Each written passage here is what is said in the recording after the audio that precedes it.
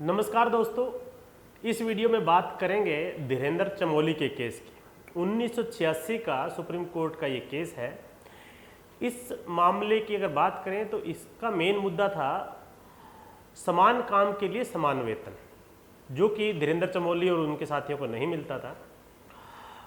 1980 के दशक में जब पब्लिक इंटरेस्ट लिटिगेशन अब एक तरह से शुरुआती दौर में थी, उसी समय एक नया जुरिस्डिक्शन सुप्रीम कोर्ट का बना, वो था एपिस्टोलरी जुरिस्डिक्शन। यानी कि कोई व्यक्ति पत्र के द्वारा सुप्रीम कोर्ट को अपनी जो परेशानी होती थी वो बताता था और सुप्रीम कोर्ट उसको सही अगर उस सुप्रीम कोर्ट को सही लगता तो उस पर्टिकुलर लेटर को वो लेटर पिटीशन मानते हुए उसमें कार्यवाही भी करता था।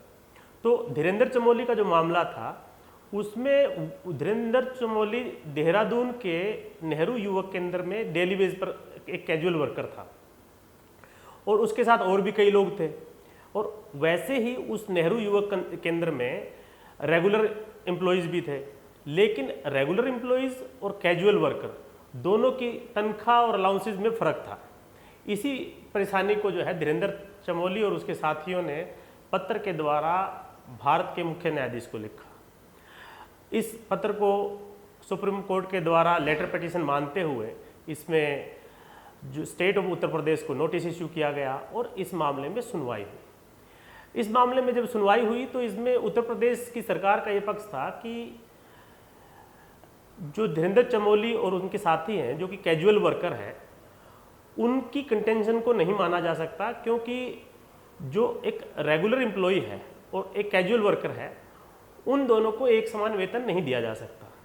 जबकि सुप्रीम कोर्ट का ये मानना था कि आर्टिकल 14 के तहत अगर दो, चाहे रेगुलर वर्कर और उसके साथ साथ कैजुअल वर्कर एक ही जैसा काम करते हैं, तो वो आर्टिकल 14 के तहत उन्हें इक्वलिटी क्लोज के हिसाब से उन्हें समान वेतन मिलना चाहिए। दूसरी तरफ उत्तर प्रदेश सरकार का मानना ये था कि ये एक कोई सैंक्शन पोस्ट नहीं है, कैजुअल वर्कर है, इसलिए इन्हें समान वेतन नहीं दिया जा सकता।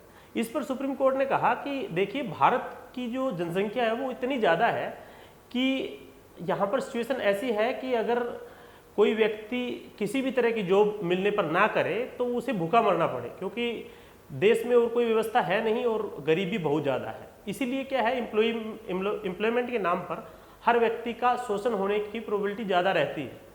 तो इसलिए आप ये नहीं कह सकते कि ये सैंक्शन पोस्ट नहीं है और ये सैंक्शन पोस्ट न होने के चलते इन्हें equal pay for equal work की कंडीशन में नहीं डाला जाएगा। इस मामले में धीरेंद्र चमोली के मामले में सुप्रीम कोर्ट ने उत्तर प्रदेश सरकार को डायरेक्शन दिए कि जो कैजुअल वर्कर हैं इनको जो रेगुलर एम्प्लॉई है उन्हीं के समान वेतन दिया जाए। और इन लोगों को सुप्रीम कोर्ट ने ये भी अर्ज किया उत्तर प्रदेश सरकार से कि इन लोगों को जो कि कैजुअल वर्कर है इनको as a regular employee observe कर लिया जाए नेहरू युवक केंद्र में। तो ये 1986 का मामला है और उस समय के लिए एक बड़ा महत्वपूर्ण जजमेंट था, क्योंकि इसके बाद जो है डिफरेंट जो ऑर्गेनाइजेशन या सरकारी संस्थाओं में जो लोग काम करते थे, जो कॉन्ट्रेक्चुअल काम करते थे या कैजुअल वर्कर के रूप में काम करते थे, उनके लिए समान काम के लिए समान वेतन की जो है एक तरह से व्यवस्था ओपन हुई और उनका एक तरह से शोषण होना बंद हुआ। हालांकि सरकारें हमेशा आगे बढ़ करके कुछ न कुछ बाईपास निकालती है और हमेशा कोशिश करती है कि जो है कॉन्ट्रेक्चुअल एडहॉक या किसी भी नाम से कोई न कोई नई व्यवस्था लाते हुए सुप्रीम कोर्ट की जजमेंट को बाईपास करने की भी कोशिश करती है। लेकिन ये एक बड़ा महत्वपूर्ण कदम था सुप्रीम कोर्ट के द्वारा, जिसमें धीरेंद्र चमोली और उसके साथियों का जो पत्र था उसको कोर्ट ने लेटर पिटीशन मानते हुए इसमें एक लैंडमार्क जजमेंट दिया। धन्यवाद।